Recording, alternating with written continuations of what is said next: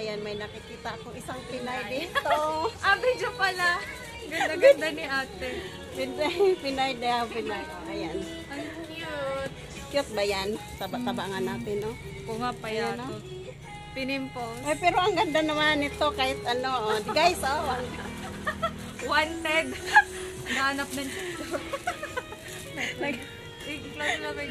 wag may, ano to, Facebook to. Ipopost ko maya sa ating ano. Sige, ano mo ako. Ayan. So ito nga guys, happy no, kahit first ngayon lang tayo nakita, para kala mo tagal-tagal na no. Bakit ganun?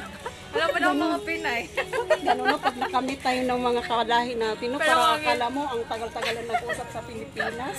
Kaya agad. O, diba? Andun yung alaga ko bumili. Cute. Uy, mamahintay mo ko dyan at ako'y makipag-usap sa alaga mo. Pinay man kaya. Antayin ka din namin doon na lumabas. Oh, Pinay yung guys, Pinay yung alaga niya, guys, missionary. Dalawa kaming Pinay nag-aalaga.